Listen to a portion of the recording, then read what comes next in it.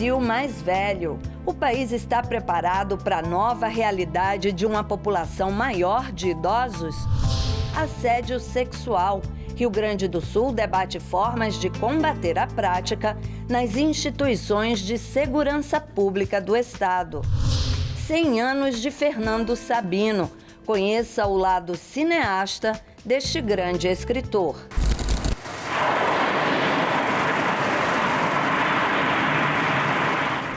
Oi, pessoal. Eu sou Andréa Alves e este é o Parlamento Brasil, um programa que desde 2006 é feito em parceria com as TVs legislativas de todo o país. A gente traz para você os assuntos que vão além de Brasília e mostra as decisões que impactam a vida do brasileiro país afora. Vamos lá?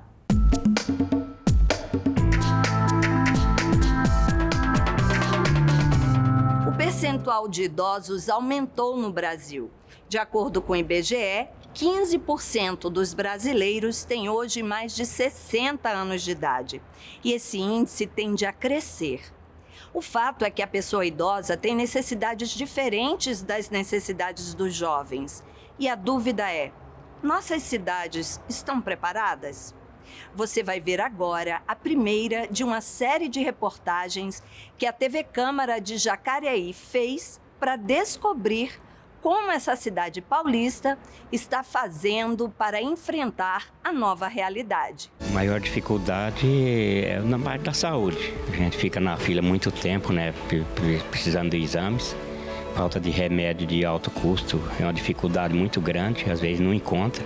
Até remédio mais barato a gente às vezes não tem encontrado. O que eu noto é que quando a gente necessita usar as calçadas, são muito inadequadas. A acessibilidade que não temos, a parte do equilíbrio, quando nós somos idosos, a gente vai ter esse problema de equilíbrio e a nossa cidade e a maioria das cidades do nosso país não tem acessibilidade e mobilidade para os idosos.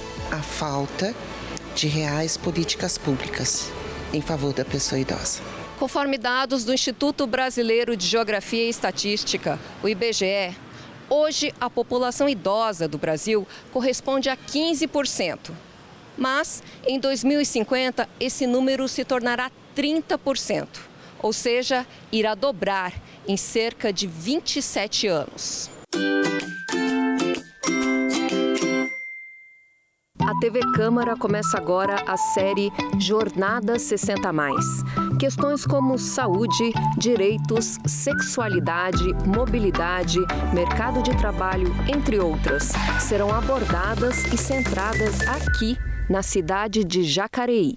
Por pessoa idosa, considera-se aquela com 60 anos ou mais. As causas para esse aumento da população idosa são basicamente 3. Melhoria na qualidade de vida devido à ampliação da rede de saneamento básico e água potável.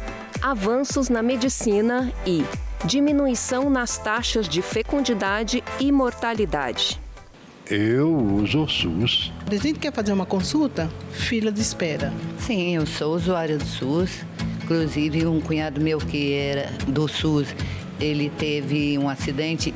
Ele tinha convênio, não conseguiu usar porque estava em outra cidade, então o SUS ele é importante em todas as cidades, todas, né, aqui a nível de Brasil. Para entender melhor esse assunto, vamos a alguns números. A população idosa brasileira é composta majoritariamente por mulheres. 80% da população idosa faz uso do Sistema Único de Saúde, o SUS. E idosos têm seus direitos assegurados pela Constituição Federal 10.741 de 2003, ou seja, o Estatuto da Pessoa Idosa. Mas, e Jacareí? Como se encontra a população idosa da cidade? Da população de Jacareí, 16% são pessoas idosas, com uma grande parcela de mulheres, mais de 54% de mulheres e 44% e mais alguma coisa de homens. Tendo em vista que até 2050 a população idosa irá dobrar no país, o que pensam os gestores públicos? Estarão levando em conta as novas demandas da sociedade que se formam a partir dessa nova pirâmide etária? Jacareí já está com 16%. Então, nós podemos dizer que a taxa da população idosa no município já é superior à média nacional. Diante desse dado, a gestão municipal se preocupou, porque é uma política pública urgente. Já estamos, como um todo, atrasados, porque política pública não se faz da noite para o dia. Todas as ações são de longo prazo.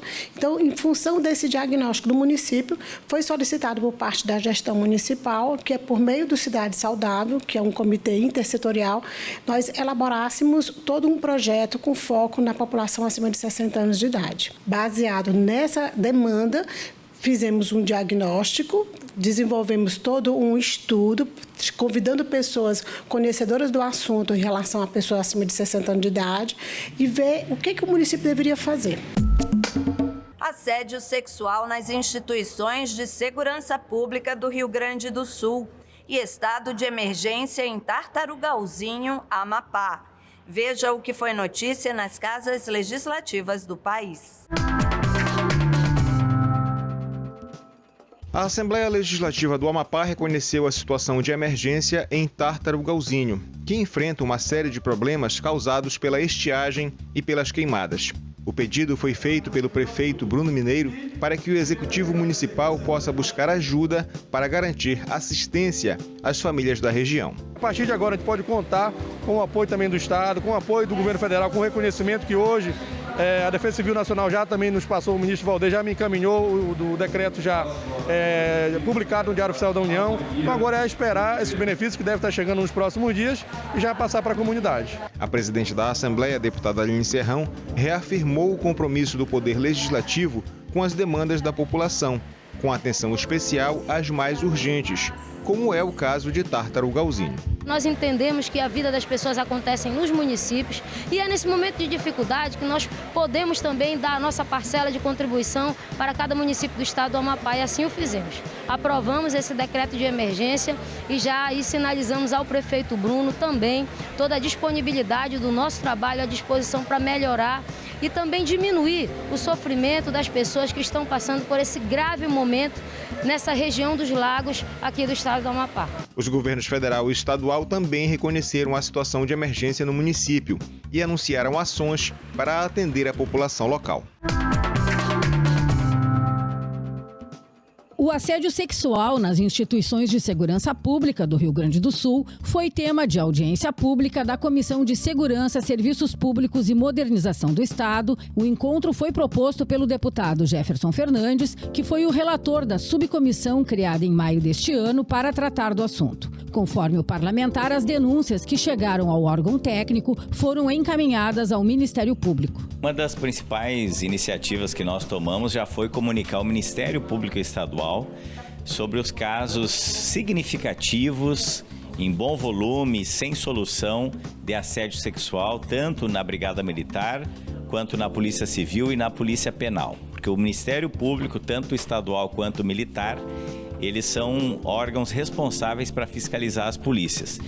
O relatório produzido pela subcomissão recomenda, entre outras ações, reforço ao programa Anjos, com o propósito de detectar se o assédio está entre as causas de suicídio de agentes de segurança e a divulgação das medidas adotadas pelo Ministério Público em relação às denúncias. Também propõe que o Tribunal de Contas crie mecanismos de aferição da qualidade de vida dos policiais e de combate ao assédio sexual no interior das instituições. Além disso, recomenda que o governo publique o número de denúncias recebidas e as providências adotadas, além de instituir uma política de atenção à saúde mental dos servidores da segurança pública. De outra parte, nós estamos propondo que tenha uma ouvidoria independente para acolher as vítimas de violência dessa natureza. Também queremos, além de outras medidas, que seja feita uma pesquisa dentre os membros da corporação para perceber a chamada pesquisa de vitimização, para perceber o nível, a dimensão que isso se dá. Protegido pelo silêncio e pela crença na impunidade, o assédio sexual é subnotificado. Isso porque as vítimas, muitas vezes, não confiam nos mecanismos institucionais, temem represálias e, em muitas ocasiões, são transformadas em culpadas. Os casos trazidos são bastante graves, mudam por inteiro a vida da pessoa. Em geral, são mulheres que ficam traumatizadas, não conseguem prestar um bom serviço para a sociedade, porque sequer elas estão sendo respeitadas na sua dignidade, e as instituições, infelizmente, não têm sido capazes sequer de receber as vítimas, muito pior, de analisar os casos e condenar os culpados. A audiência contou com a presença de representantes de todas as instituições da área da segurança pública. As autoridades reconheceram a existência de assédio moral e sexual e apresentaram os mecanismos que utilizam para prevenir e combater o fenômeno. A superintendente adjunta da SUSEP, Deise Vergara, informou que a instituição constituiu um serviço de acolhimento específico e um grupo de trabalho que discute como devem ser os encaminhamentos das denúncias. São temas que a gente precisa ainda discutir muito, conversar bastante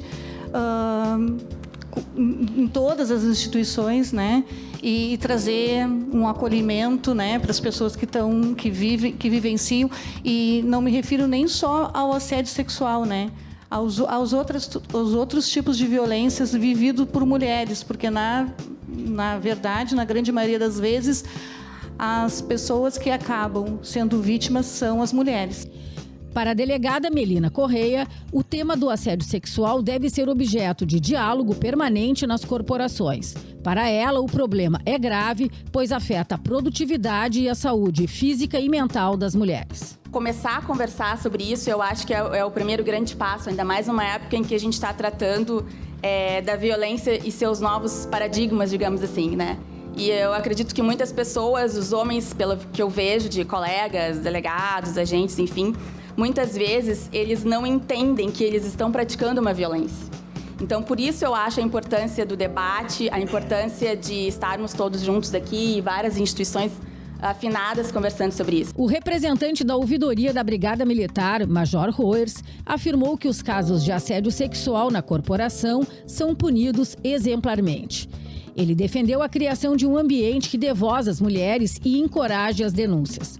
Já o subprocurador-geral de Justiça, Luciano Vaccaro, disse que o Ministério Público está de portas abertas para acolher as sugestões apontadas pela subcomissão que estudou o assunto. Como assédio sexual é um crime previsto, então, no nosso Código Penal, nós estamos também à disposição de todas as vítimas desses crimes para, nesse diálogo, nessa integração, interação, podermos assistir da melhor forma possível a seus direitos.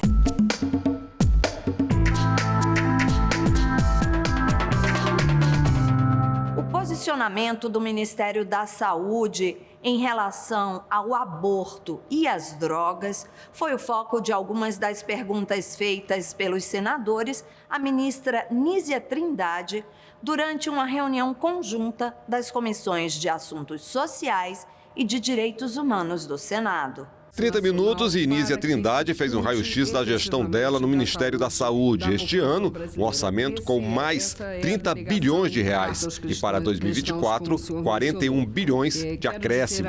Os gastos do SUS representam cerca de 10% do PIB. E entre as tantas prioridades, a atenção primária, a expansão da saúde digital, as 13 mil novas vagas do programa Mais Médicos e a farmácia popular, hoje vinculada ao Bolsa Família. E a ministra destacou a ciência e a vacinação. Que todos nos unamos nesse movimento pela vacinação, que o Brasil possa recuperar as suas coberturas vacinais. Para isso, estamos fazendo um trabalho in loco, junto a cada estado, a cada município. A nossa gestão no Ministério da Saúde deve ser uma retomada da valorização da evidência científica como guia para as ações de saúde. Por isso, dizemos, a ciência voltou, mas ela voltou no Ministério da Saúde com um compromisso de avanços no Sistema Único de Saúde para a garantia da vida e da saúde da nossa população. A polêmica veio com as perguntas sobre o posicionamento do Ministério sobre drogas e aborto.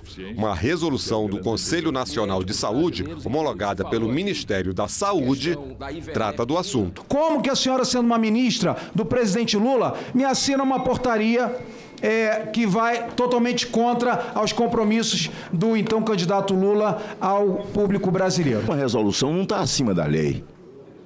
A resolução de um conselho não está acima da lei e não está acima do legislativo. Um ministério cumpre o que designa o legislativo.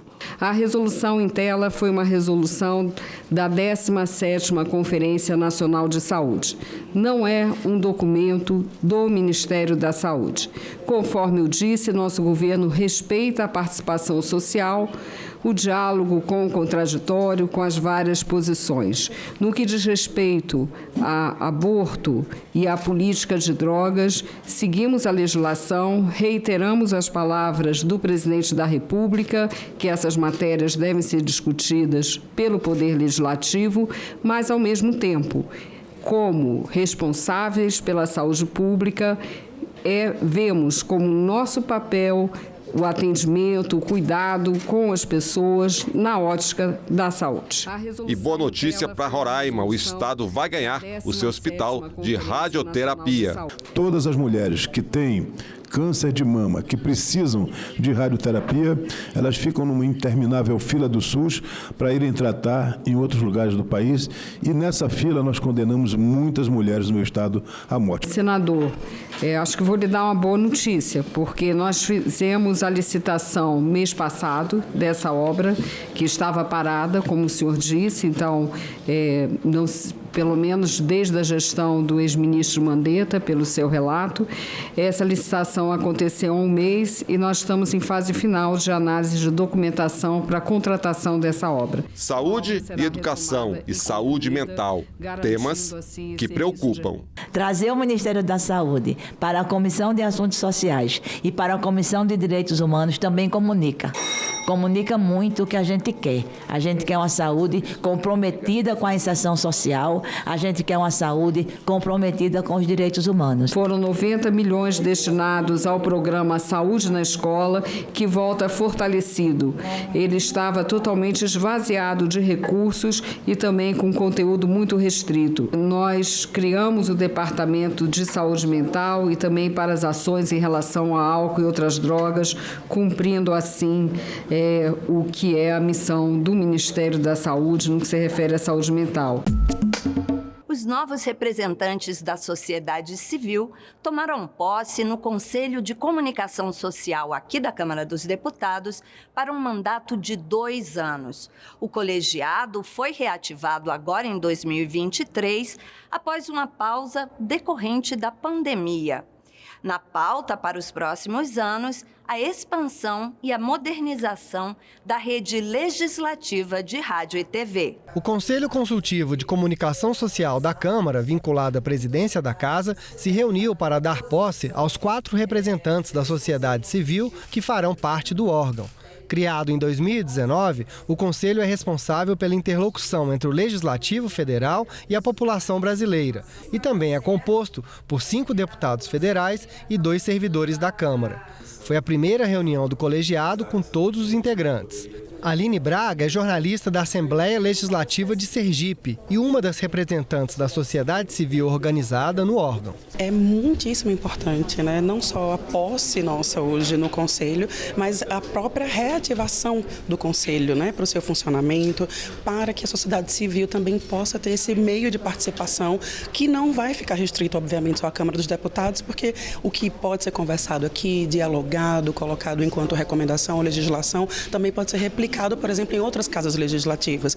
Então, a posse hoje, né, e a volta do andamento do Conselho, eu considero bastante importante em termos até de democracia através da comunicação. Também é papel do Conselho de Comunicação zelar pelo respeito à diversidade de opiniões e à pluralidade partidária na TV Câmara, na Rádio Câmara, nas notícias publicadas no portal da internet e nas contas da Câmara nas redes sociais.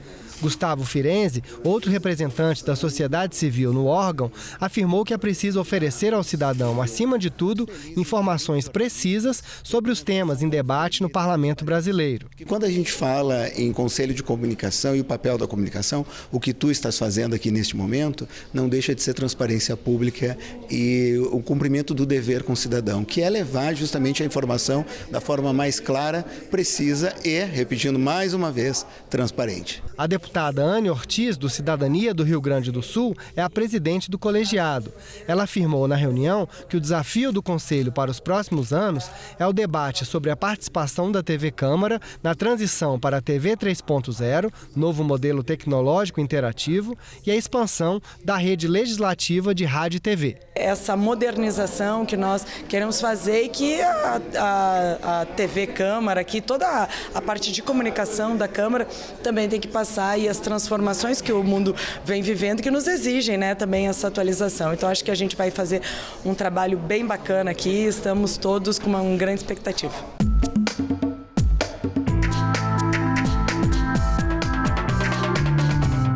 Quando eu era menino, me perguntavam o que eu queria ser quando crescesse. Se me perguntassem hoje, eu diria que quando crescer, eu quero ser menino. A frase é do escritor mineiro Fernando Sabino, que estaria completando 100 anos agora em 2023. Em comemoração ao centenário, a TV da Câmara Legislativa aqui do Distrito Federal exibe uma série de documentários dirigidos por Sabino, retratando outros gigantes da literatura nacional. Veja nessa reportagem um pouco do lado cineasta desse grande artista.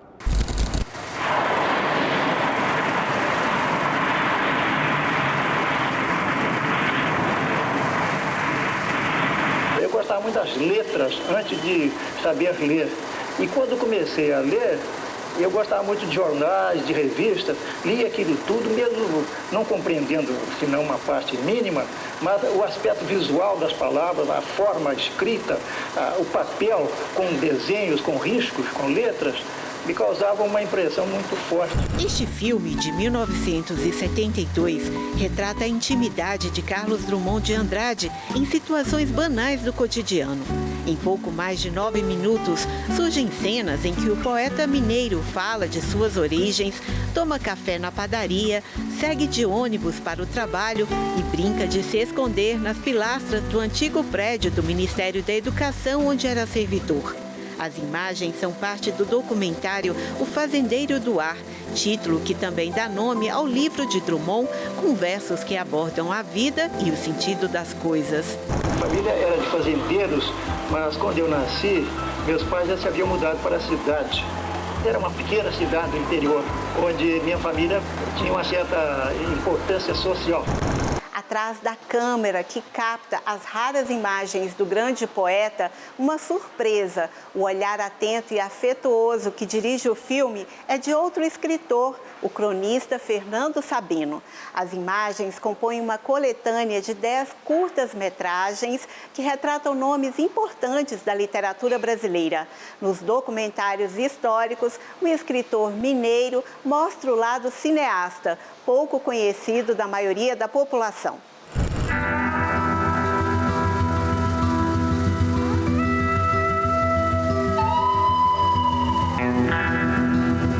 Então, o Sabino pode ser considerado um dos grandes escritores de seu tempo, né? E por isso talvez a sua importância na literatura brasileira. Ele vai realizar uma leitura muito de mosaico da nossa cultura e problematizar temas, né, ligados à repressão e ainda às liberdades individuais em seu tempo.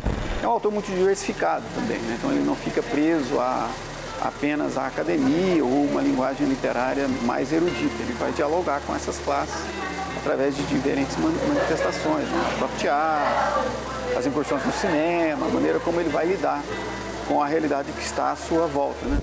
A série de documentários está em exibição na TV Câmara Distrital. A emissora firmou uma parceria com o Instituto Fernando Sabino, que doou o acervo. A mostra de filmes se junta às homenagens pelo centenário do escritor, nascido no dia 12 de outubro de 1923. Quero agradecer à TV Câmara Distrital essa linda homenagem que está prestando ao centenário do meu pai, o escritor Fernando Sabino. Em nome da família, ficamos muito honrados por essa exibição agora, através do meu pai, levando a literatura na grade de programação. A Além de Carlos Drummond de Andrade, os documentários de cerca de 10 minutos retratam escritores como Jorge Amado. Um escritor ao lado do pobre contra o rico, ao lado do futuro contra o passado, ao lado da liberdade contra a opressão. Érico Veríssimo. Viagens, as leituras, as releituras de meus próprios livros me levaram à convicção que eu tinha de partir para alguma coisa mais larga. E Guimarães Rosa. O mundo é mágico. As pessoas não morrem, ficam encantadas.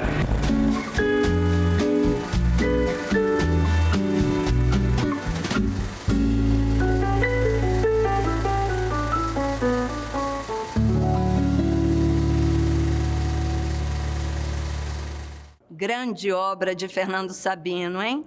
Muito bacana essa reportagem. Bom, e o Parlamento Brasil vai ficando por aqui. Mas antes, vamos dar uma olhadinha nos visitantes da semana? Eles são algumas das mais de 3.000 pessoas que vêm ao Congresso Nacional todas as semanas. Vamos ver o que eles têm a dizer?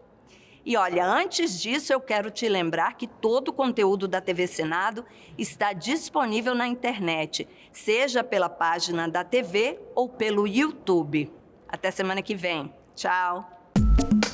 Como eu sou professor, eu senti necessidade de conhecer, porque quando a gente estuda lá a terceira série das iniciais, a gente aprende que o Brasil é regido por 3 poderes, que eu aprendi a respeitar e valorizar e vejo a necessidade desses 3 poderes, que é o Executivo, o Legislativo e o Judiciário.